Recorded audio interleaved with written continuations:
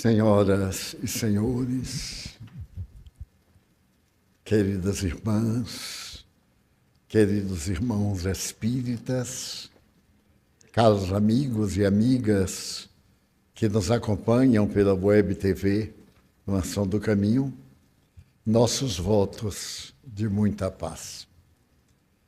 A convicção espírita é trabalhada na lógica, na razão.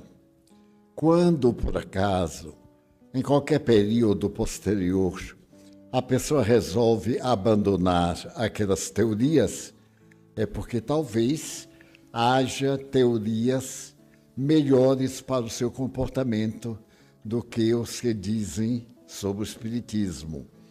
Por exemplo, pessoas me dizem, eu era espírita, mas o presidente da casa era um homem de mau caráter, aí eu abandonei. Eu digo, mas você não era espírita coisa nenhuma. Você era frequentador e admirador do presidente, que tem a ver com a medicina, com o médico ladrão, as leis e justiça com o advogado inescrupuloso, a ética com pessoas degradantes. Não tem nada, porque a ética é uma proposta. Nós é que somos os éticos. Da mesma forma, a lei é posta, mas ela é subjetiva. Nós é que tornamos a lei uma realidade, obedecendo àqueles limites. Se uma pessoa deixou o espiritismo ou o catolicismo, porque o padre fez isso, fez aquilo, o pastor fez aquilo, a pessoa não era religioso daquele setor, era um frequentador descompromissado. Porque na escola de samba, se o presidente age mal, a pessoa não larga a escola de samba, bota o presidente para fora. É a mesma coisa assim no centro espírita. O indivíduo não tem caráter e dá maus exemplos, reúne a diretoria e põe para fora. Porque ninguém é obrigado a ser dirigido por incapazes ou pessoas que não têm condições de trabalhar conosco. Então não é justificativa. Quantas pessoas nós conhecemos a vida inteira e, de repente, descobrimos que elas não são aquilo que pensávamos. E, nada obstante, continuamos amigos, porque nós não somos amigos do interesse, nós somos amigos da pessoa. Se tratar de uma pessoa que mereça respeito, a gente pode perguntar, fulano, por que você abandonou? Por que você agora não vai mais ao centro? Ah, não vou porque o presidente... Não, eu não estou querendo saber da vida do presidente. Eu quero saber da sua vida. Porque no espiritismo não manda que você siga ninguém. Nós não temos líder, nós não temos graduação. Este aqui é o príncipe dos espíritas, este aqui é o portador de recado. Ele é espírita, é uma palavra apenas. Não tem qualificativo. O substantivo é espírita, define a pessoa que tem convicções do espiritismo. E o mau exemplo, vamos dizer, se Chico Xavier, de repente, aos 90 anos, se casasse e fosse para uma balada e me contasse, eu dizia assim, enlouqueceu. Ele tem o direito de enlouquecer, por que não? O espiritismo não impede que nossos neurônios enlouqueçam. Se eu, por exemplo, trouxer algum ato aqui reprochável, o dever dos senhores é me chamar a atenção. Porque eu não sou líder responsável pela alma dos senhores, não, eu sou responsável pela minha alma. A mim foi dada a tarefa de expor e praticar. Agora eu pratico se quiser. Se aquilo que eu exponho me convence, eu me dobro.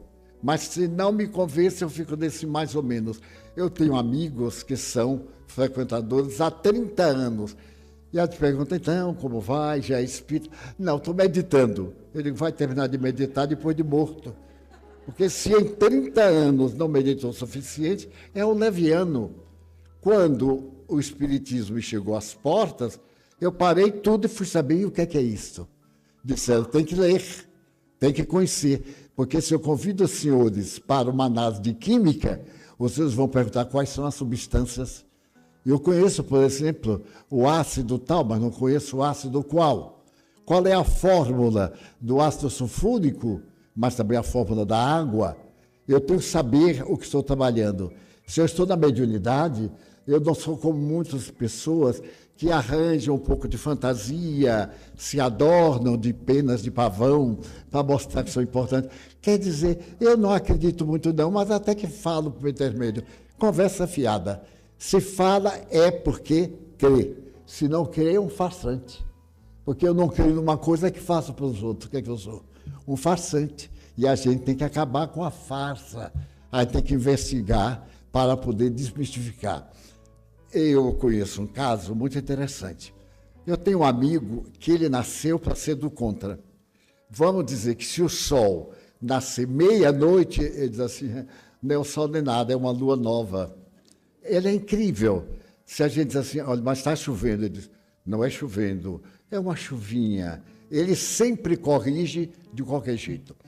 E então apareceu um médium. E esse médium apareceu, o povo achou que já está fazendo milagre, ele fala muito bem, ele recebe um guia, o guia beija o povo. Eu jamais vi um guia beijar o povo, para que o guia quer beijo? Ele não tem sensação, não tem carne. O beijo do guia é uma vibração de ternura que a gente esplende, com uma vibração também de ódio, que a gente se inteiriça.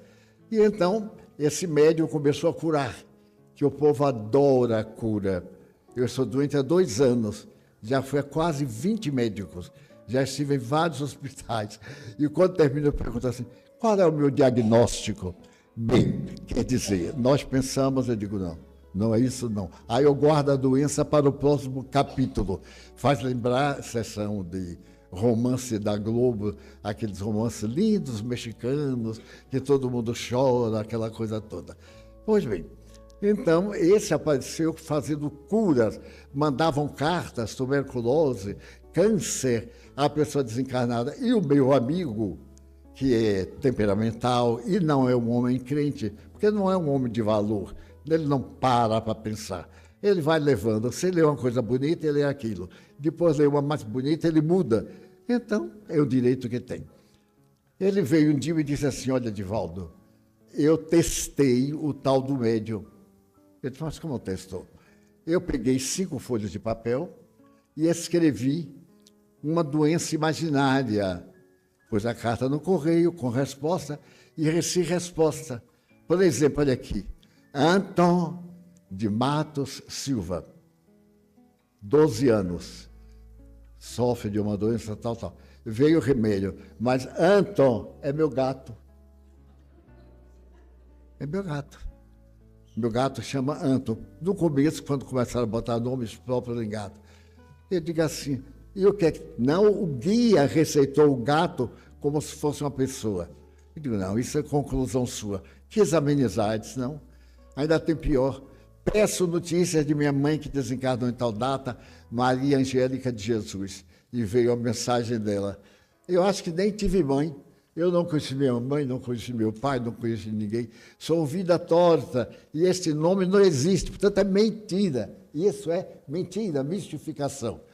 Ele disse, daí? Ele disse, pois é, o espiritismo tem mistificação. Eu digo, não. Isso começa que você não é um bom investigador. Porque o bom investigador não averigua a mentira, ele busca a verdade. E você foi na busca da mentira, porque é também mentiroso. É da psicologia. Eu só procuro o que me diz respeito. Se eu tenho ciúme de outro, se eu tenho mágoa, é bem provável que seja um sentimento muito pessoal. Muito bem. E o fato de você não ter mãe, não ter nada, você achincalha, porque isso lhe faz bem ao ego. Pois eu tenho pai, tenho mãe, tive avô, não conheci, mas não faz diferença. E fiquei meditando e cheguei a uma conclusão. Eu, por exemplo, desde que nasci, como sal e açúcar. A medicina diz que existem 4 produtos brancos que são 4 venenos. O açúcar, o sal, a cocaína, etc. Então, que quem toma açúcar está em perigo, quem come sal está em perigo. Estou com 96 anos de sal. Estou salgadérrimo, não é? E estou docíssimo. E não gosto de doce. Todo mundo adora. E às vezes passo mal, porque a pessoa gentilmente diz, mas fui eu que fiz essa torta. Eu adoro torta, eu gosto de certo. Chega de tanta gente torta na minha vida. É uma questão de aptidão e de organização. No entanto, eu tenho um irmão que é diabético. Não pode nem ouvir a palavra açúcar, porque a pressão sobe. É uma questão de constituição. E agora, de repente, eu prefiro não comer mais açúcar ou não tomar sal. É uma tragédia. Eu estava dado no hospital e então veio o almoço. Quando é a primeira colherada, eu disse, diga à cozinheira que eu não tenho diabetes, não. Eu vim tratar de um calo. E calo gosta muito de açúcar, que ela pode encher a minha tacinha de açúcar. Como eu não gosto muito do açúcar em si, dieta. Quando apareceram esses produtos dietéticos, eu aderi em 1956. Os açucareiros disseram que esse produto levava ao câncer. Silvio Santos mandou buscar não sei quem para provar que açúcar matava, outro que açúcar não matava, pão para poder botar aquela substância. Foi um auê nesse pobre país. E eu tomei pão, porque lá em casa, no dia que não tinha abóbora cozida, tinha pão da semana passada. E a gente torrava, dava a impressão que era da próxima semana. Adoro pão. E então um amigo meu disse assim, se você comer pão, você engorda. Eu digo, mas eu não quero emagrecer. Eu quero estar com um corpinho de toureiro, aquela gracinha, não é? Agora toureiro aposentado. Porque imagina eu com 96 anos e aquela gracinha de corpo. Para quê? Eu pergunto assim, para quê? Olha que corpinho. Vai botar no lixo este corpinho, que ele está aí na base de tanto remédio, de tanta coisa, e ter a infelicidade, não come isso porque engorda, não come aquilo porque engorda. Que vida é? Come e não engorda. Come com método. A questão é educativa. Nosso corpo foi preparado como laboratório químico. Ele transforma ácidos em álcalis. Ele modifica a estrutura das substâncias. Eu não como pão, eu não como açúcar, mas como pão. O pão é açúcar. Então, direto, é termos uma vida normal, saudável mental. E então, a partir de amanhã, eu não posso mais comer qualquer coisa que tenha açúcar. E bem pouca coisa não tem açúcar, porque se a fruta tem sacarose, que o organismo transforma em açúcar, dá na mesma coisa. Então, se eu for agora me submeter a não comer açúcar, é uma barbaridade. Meu organismo vai adoecer, porque ele está acostumado, a sua constituição é fabricada para essa substância, para aquela não. Muita gente adora melancia. Eu não posso ver melancia. Se eu olhar muito tempo a melancia, eu tenho um problema de estômago. E nunca eu comi melancia. Mais uma vez eu digo, eu não gosto disso, mas deixa eu ver como é. E melancia que é grande, é barata, né? A gente pode comprar uma e tem comida para uma semana. Aí eu tirei uma fatia e já ao pôr na língua comecei a me sentir mal. E não era impressão. Eu não me sugestiono facilmente. Então, a pessoa que está no ideal e de repente muda, eu não acredito mais em Deus. A gente acha graça porque é um idiota. Que diferença faz para Deus se eu acredito ou não nele? Então Deus está chorando porque eu, este filho maravilhoso, a partir de hoje fiquei chateado com ele, porque não mandou minha namorada no horário, então agora eu não creio mais em Deus. E daí Deus assim, fica tranquilo, eu te ponho no inferno uma temporada, depois eu tiro do inferno e ponho em outro lugar. Então nós temos que ser lógicos, não diga nada. Uma pessoa de 30, 40 anos tem bom senso para saber o que fazer da sua vida. Mas se é uma pessoa sensata, que está com uma dificuldade, auxiliamos. Mas não tenhamos essa maneira de corrigir os outros. Há pessoas que estão preocupadas. Eu tenho tanta preocupação com minha tia, ela não é espírita. Deixa a velhota lá, ela está bem. Ela é candomblessina, ótimo. Acredite em alguma coisa. Não fazendo mal a ninguém, ela pode ser feiticeira, pode ser menina do gantuá, do tarancuá, não tem problema nenhum. Agora, a pessoa ter fé e agir mal, isso é ruim. É muito pior do que não crer. Muitos amigos me dizem, eu não creio em Deus. Eu digo, nem eu. Mas, Divaldo, você não crê em Deus? Não. Por que você não crê? Porque eu não entendo. Como é que eu posso acreditar numa coisa que eu não entendo? Ah, você não entende Deus? Não. Nem Jesus entendia Deus, porque Deus é a suprema perfeição.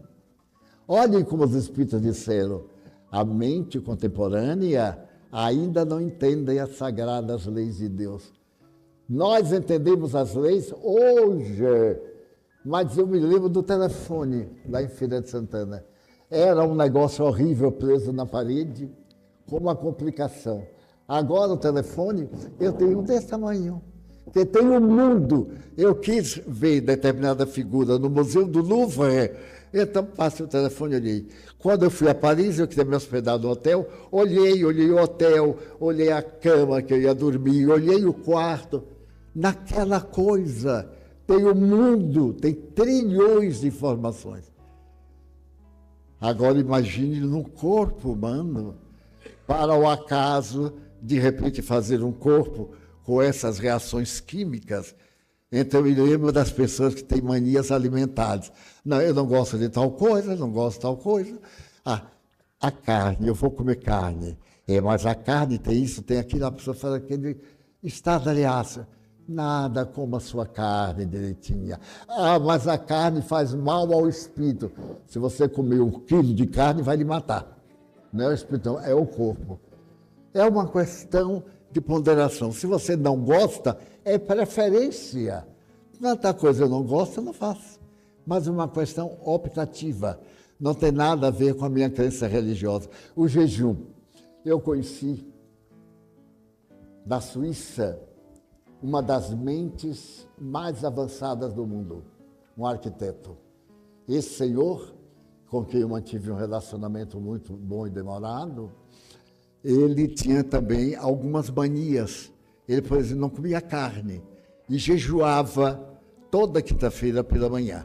E me dizia, Divaldo, eu jejuo porque fico mais leve espiritualmente.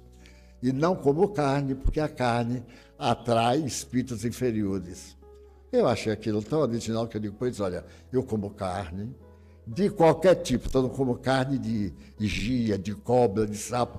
Esse eu não como por pudor, não gosto. Mas se botarem, eu como. E então, rimos muito. E ele disse assim, mas e você não jejua? Eu jejuo quando eu não tenho dinheiro para comprar, mas quando eu tenho, eu tiro o meu pedaço. Eu passei uma vez um jejum necessário, porque eu não tinha dinheiro, fiquei 3 dias mais ou menos, quando a cabeça começou a ficar tonta, eu carreguei uma mala de um passageiro, ele pagou, eu comprei assim um copo de daqueles que os portugueses chamam uma média com café com leite e um prego. Prego é um sanduíche, é um pão francês com um pouquinho de manteiga. A manteiga passa por ali pelo pau da lima. E então aqui agora uma salsicha, mas é um pedaço para cá e outro pedaço para lá. O meio é vazio. É experiência. Mas aí eu comi isso com tanto prazer. Eu dizia, meu Deus, estou comendo caviar. Mas me arrependi. Porque no dia que eu fui comer caviar, eu achei tão ruim que não engoli o primeiro garfo. E então me disseram, você não gosta de caviar? Eu digo, não gosto, não, detesto. Há uma diferença entre não gostar e detestar. Então, a vida é normal. Deus a fez tão notável. Então, eu vou a um banquete. E o primeiro prato é peixe. E aí todos dizem, é o peixe vermelho. Eu não sei os nomes. É o peixe vermelho caro. Eu tenho horror a este peixe caro. Ainda há pouco alguém me perguntou assim, qual é o prato que você mais gosta? Nunca perguntei isso a um pobre. Que ele vai dizer uma bobagem. Eu disse assim, carne de charque. Carne de charque? É. Por que de charque? Porque era a única que eu comia em Feira de Santana. A vida toda. Então, se eu estiver aqui e eu sentir um cheiro de charque, eu peço licença, vou lá fora como que vai pentear o cabelo e volto contente, mastigando. Se o feijão tiver um fiapo, porque em nossa casa só faltava o exemplo do charque. Era uma panela para 15 pessoas, 13 homens com apetite. Mãe fazia aquela panelada e botava assim 100 gramas de charque, que era bem cara. Um dia eu disse, mãe, amarre um cordão, uma roda lá em cima e desce o charque. Meia hora depois, sobe a carne e fica o gosto. E a gente vai ter charque uma semana. Então, essa questão de que alguém deixou é porque não tem estabilidade emocional. Não é porque o espiritismo é fraco, não. Todos os amigos que um dia me disseram, Divaldo, eu não sou mais espírita. Eu disse, você nunca foi. É a mesma coisa hoje.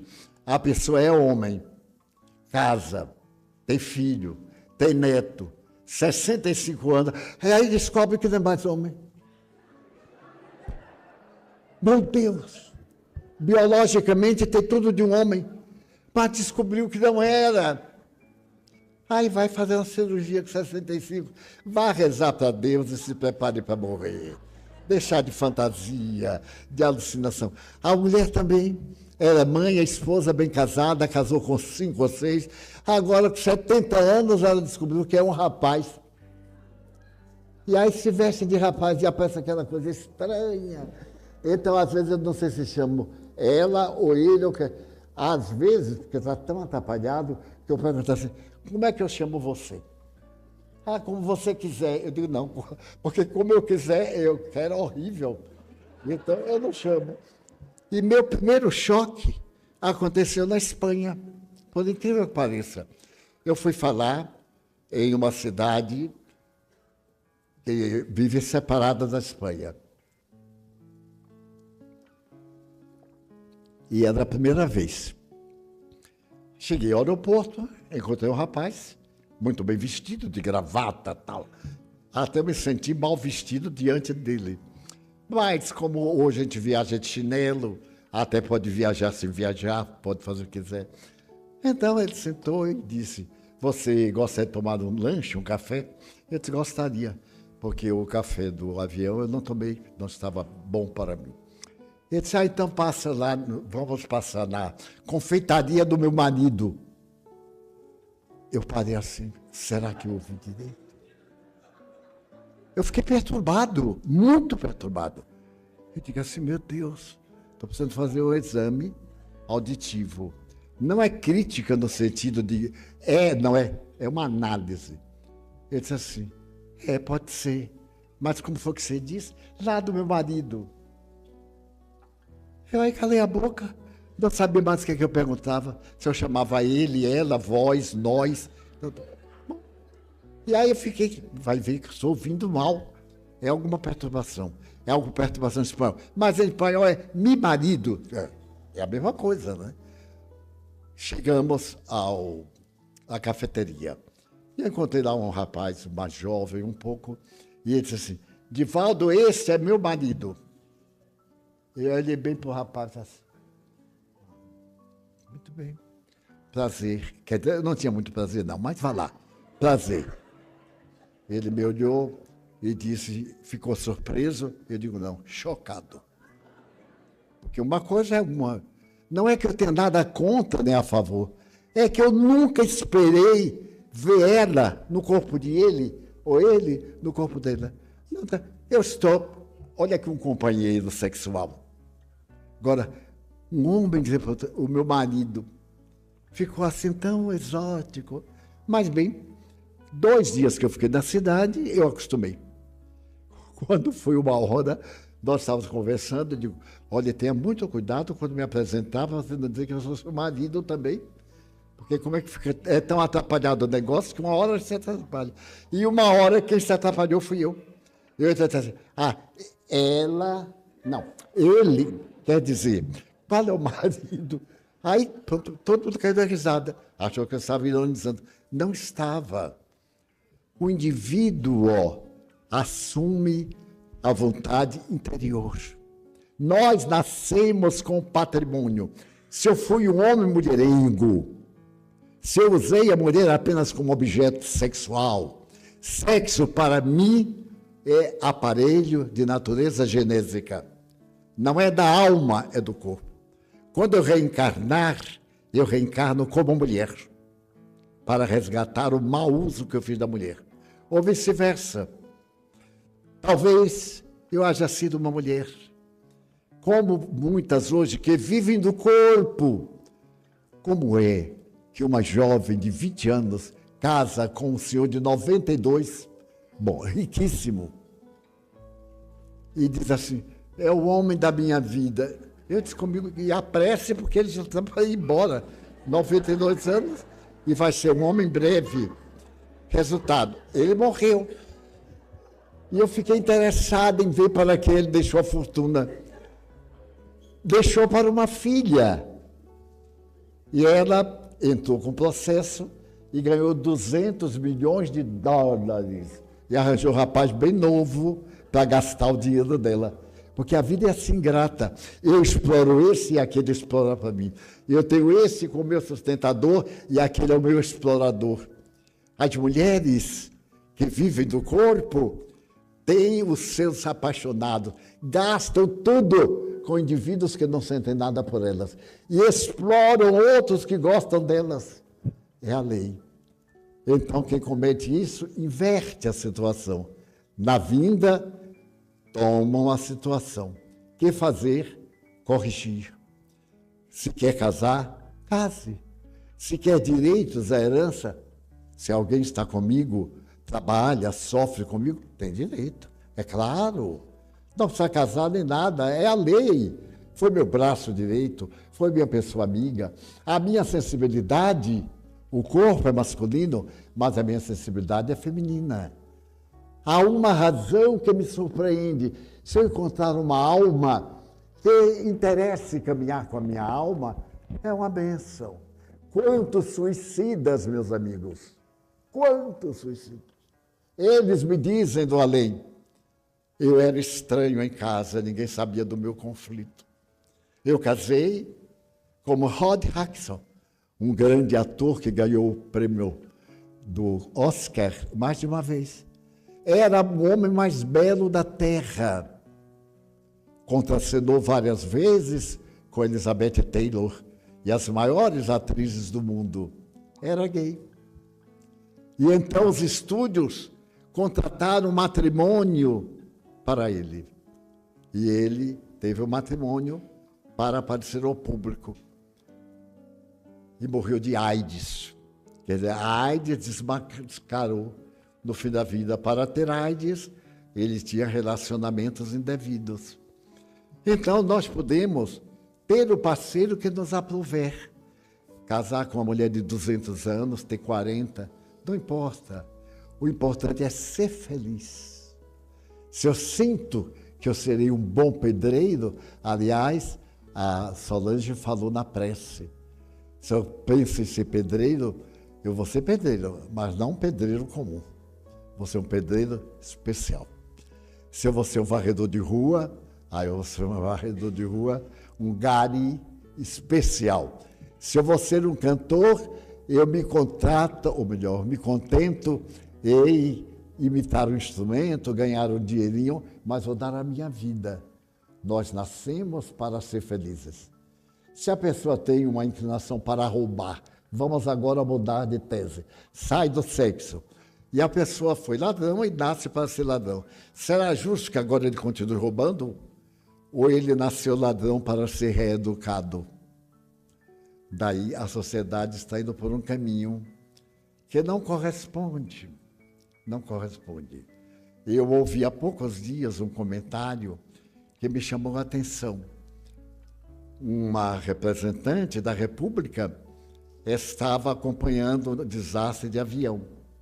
E alguém da técnica disse, vamos esperar a caixa preta, onde estão todos os segredos técnicos, para ver o que é que tinha. Pois ela disse assim, preta, a caixa preta?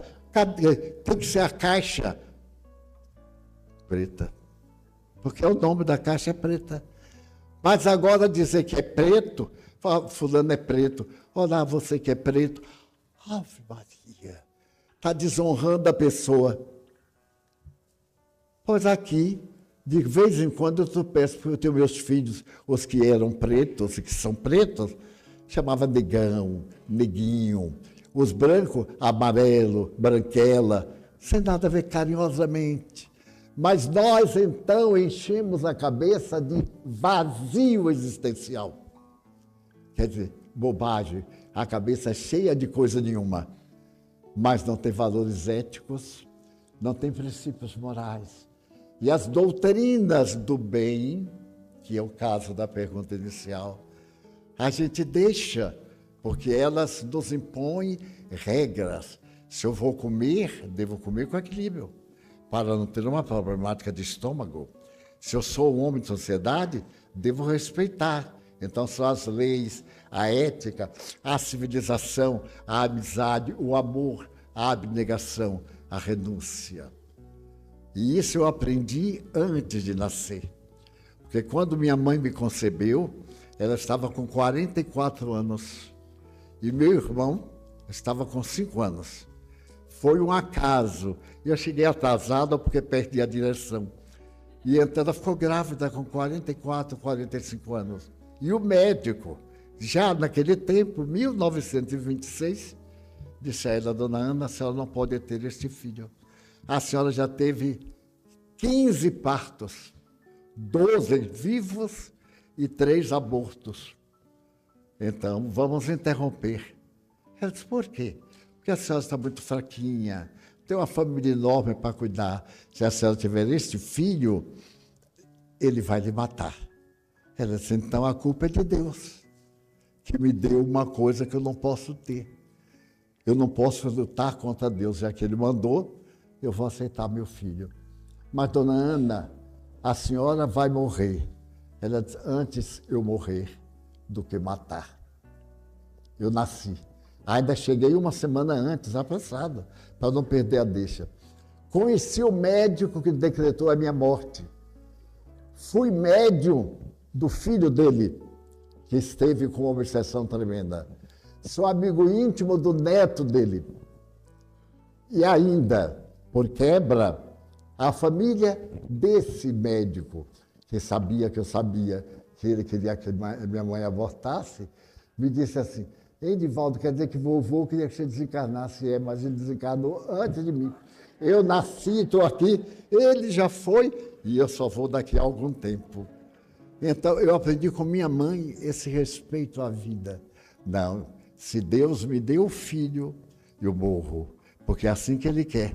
Naquele tempo, e quando eu nasci, às 5 horas da manhã, uma semana e meia antes, minha mãe, que talvez não soubesse contar direito, se atrapalhou, mas ela gostou tanto que uma cunhada minha disse que na hora que eu nasci, que eu olhei assim para ela que eu ri.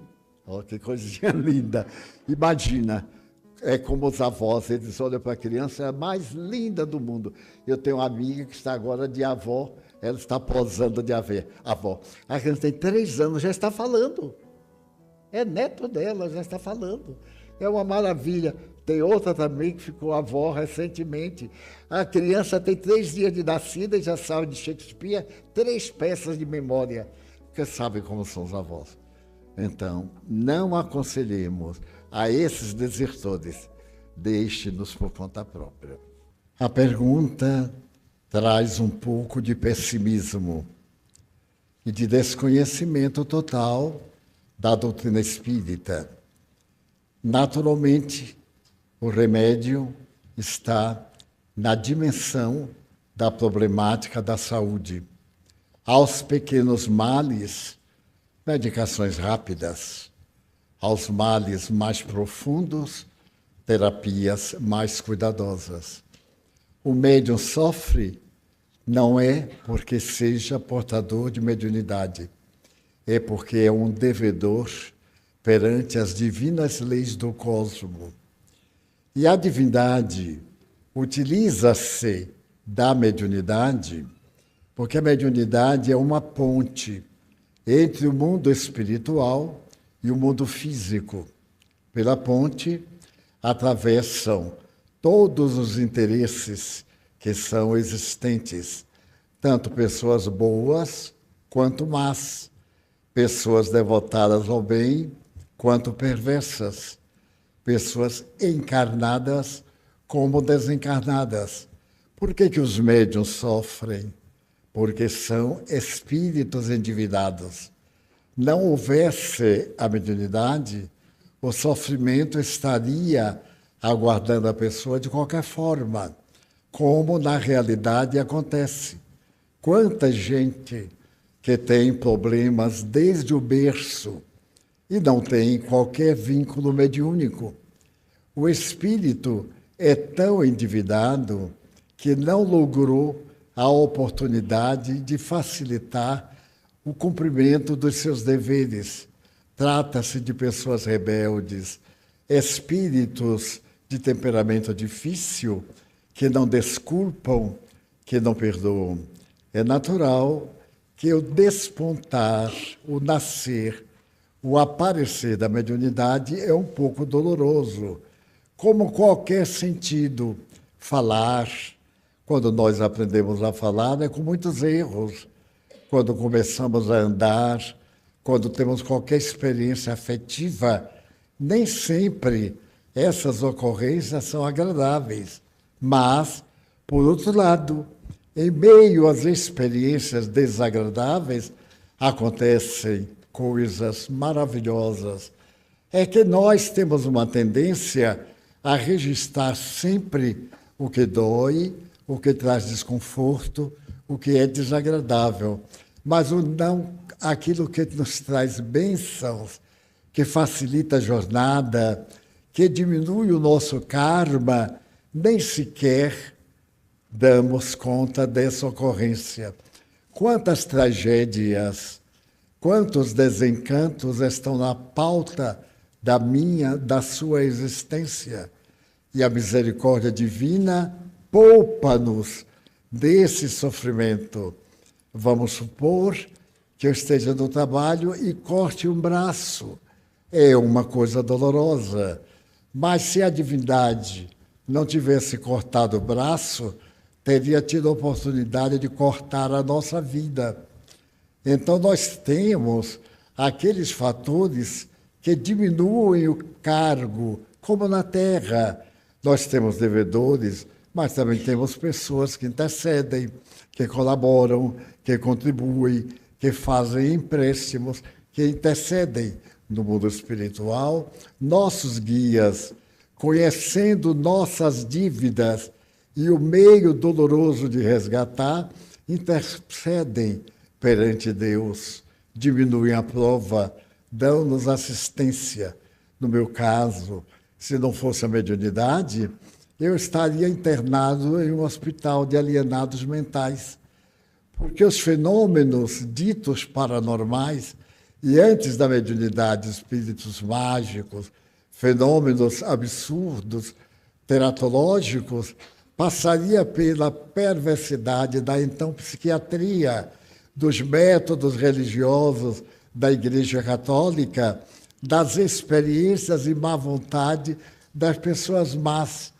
Quantas pessoas foram destruídas nas perseguições da Igreja Católica através daquilo que é temerário, a Santa Inquisição. Quantos milhares de pessoas morreram na França? Numa pesquisa histórica, antes do Espiritismo, morreram pessoas em número maior do que a da Guerra dos 30 anos entre a França e a Inglaterra, por serem médiuns. Eram considerados endemoniados, eram perseguidos, queimados vivos, afogados.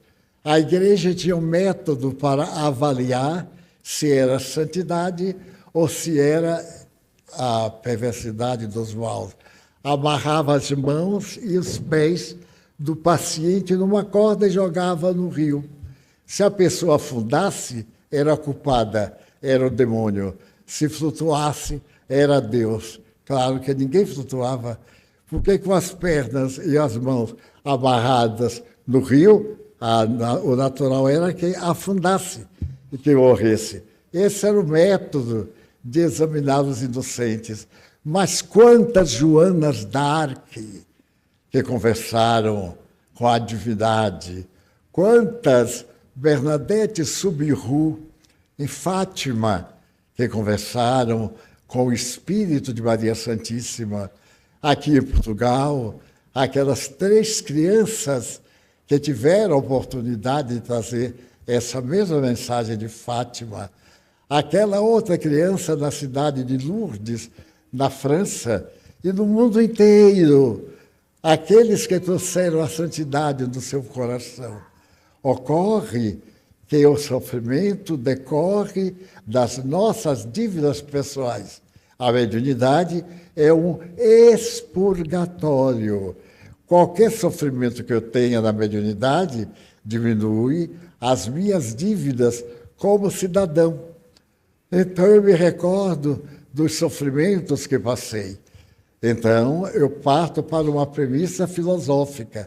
Se praticando bem, se dedicado ao bem, eu sofro efeitos maus, que seria de mim se não praticasse o bem. O mal seria muito maior. Mas, ademais, a mediunidade nos oportuniza a alegria de salvar vidas. José Arigó, aquele que operava com uma faca suja e envernizada, salvou mais de 1 milhão de pessoas. Chico Xavier vendeu aproximadamente 40 milhões de livros e salvou diretamente mais de 3 milhões de pessoas com a sua mediunidade. Será que isso não vale?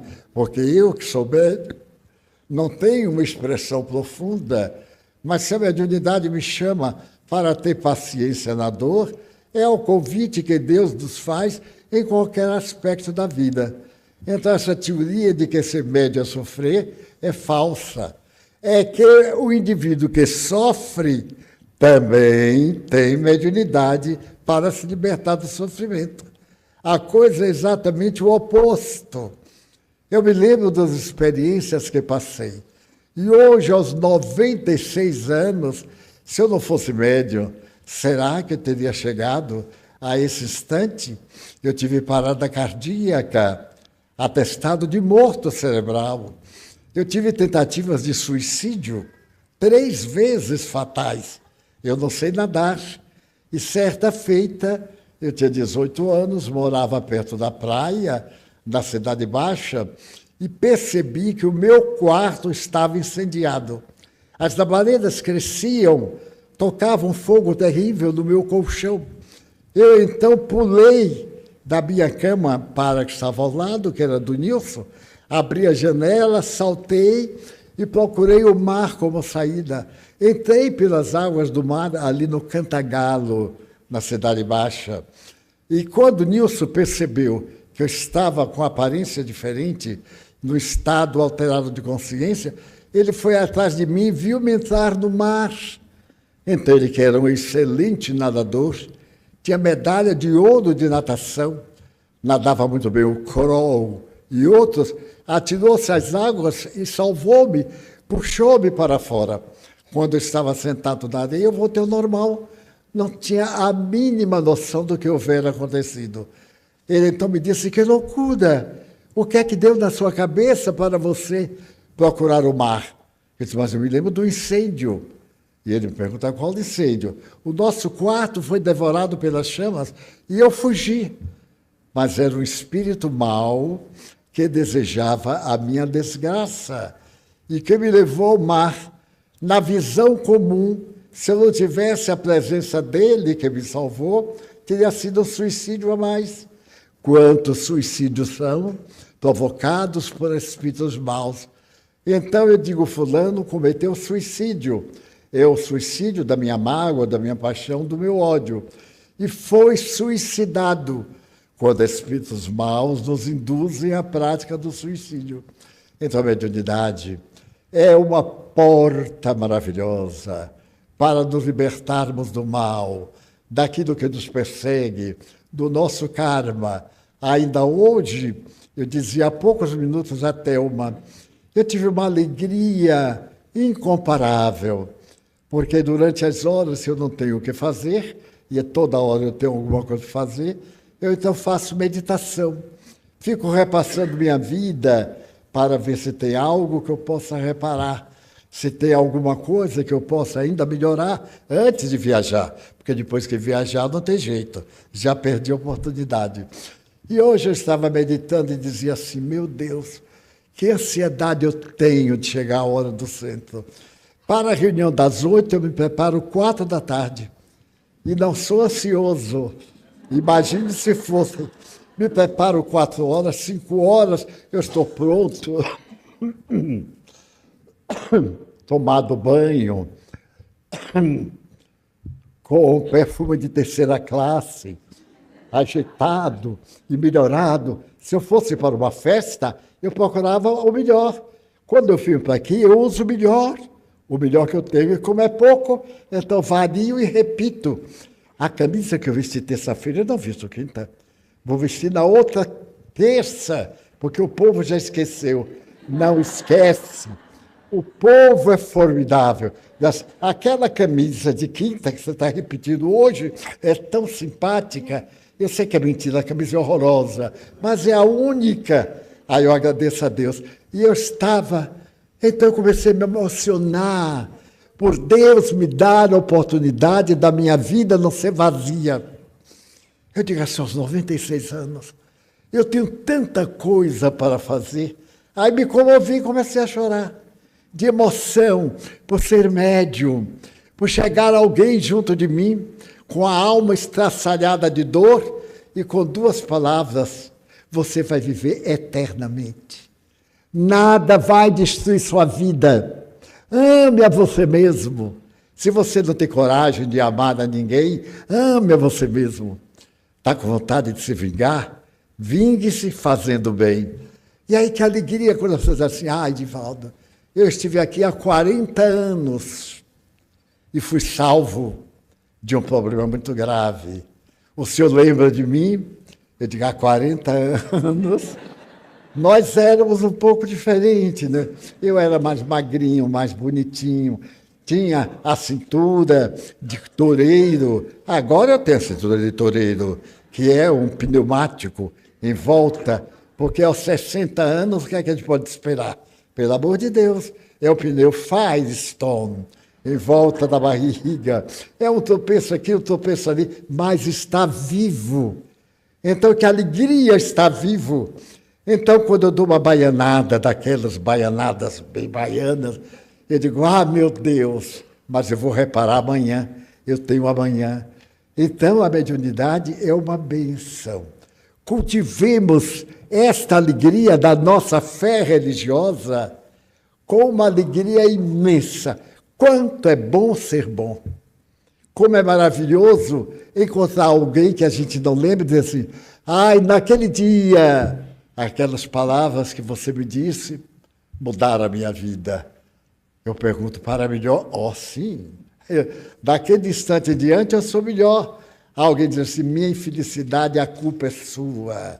A traição que eu sofri foi você, porque você fez isso, fez aquilo comigo. Daí, a mediunidade é a bênção mais grandiosa da vida. Para concluir isso, que é tão bonito e tão longo, Chico Xavier um dia me disse que ele estava para morrer. E então ele sentou na porta da cozinha e veio o seu guia, Espírito Emmanuel, uma entidade veneranda.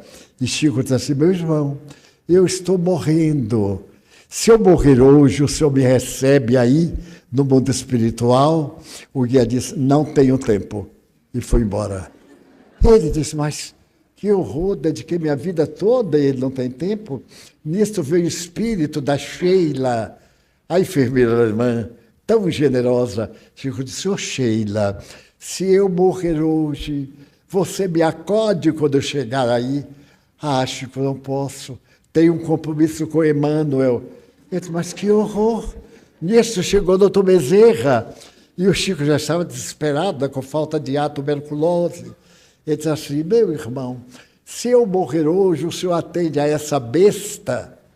O doutor Bezerra disse, olha, eu não fui veterinário, mas vou ver o que é que eu faço. E está aí, o Chico morreu com 92 anos de idade, salvando milhões de vidas. A minha, talvez a de algum de vocês, que leu uma mensagem dele ou que está renovando a sua vida. Daí a mediunidade é uma benção, como chamava o apóstolo Paulo, carisma. Cuide da mediunidade. Obrigado.